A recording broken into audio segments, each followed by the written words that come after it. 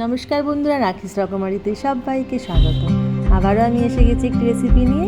তো আশা করি সবার পুজো খুব ভালোভাবে কেটেছে। তো আজ একটি টক মিষ্টি রেসিপি নিয়ে চলে এসেছি আপনাদের সামনে। তো দেখতে থাকুন রেসিপিটি কেমন হয়েছে।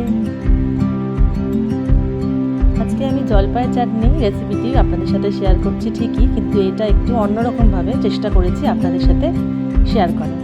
তো দেখুন, প্রথমে আমি জলপাইগুলোকে ভালো করে ধুয়ে নিয়ে খোসাটা ভালো করে ছাড়িয়ে নিচ্ছি।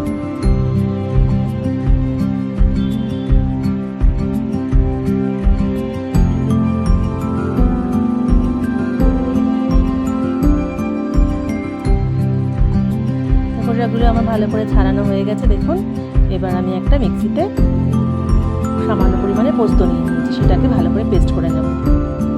এবার কড়াইতে আমি জলপাইগুলোকে দিয়ে দিচ্ছি।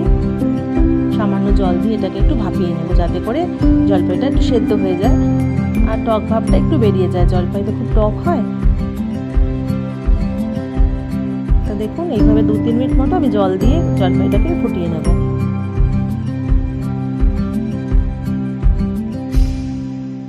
মিনিট পর দেখুন, আমি জলপাইগুলোকে নামিয়ে নিচ্ছি কড়াই থেকে।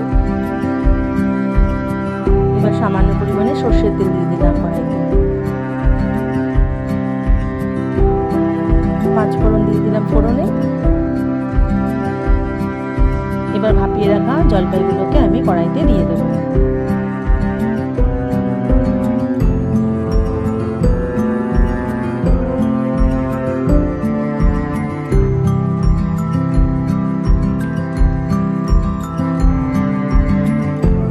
দেখুন, সবগুলো আমি কড়াইতে দিয়ে দিলাম।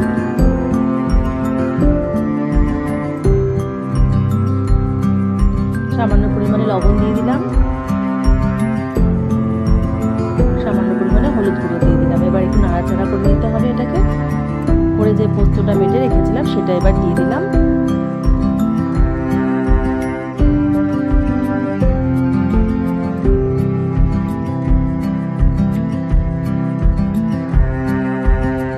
এবার সামান্য জল দিয়ে দিচ্ছি, নাহলে পোস্তটা নিচ থেকে লেগে যাবে।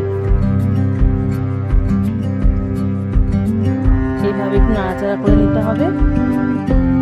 এবার স্বাদ অনুসারে চিনি দিয়ে দিলাম। চিনি দিয়ে খানিকক্ষণ নাড়িয়ে জল দিয়ে চাপা দিয়ে দিতে হবে।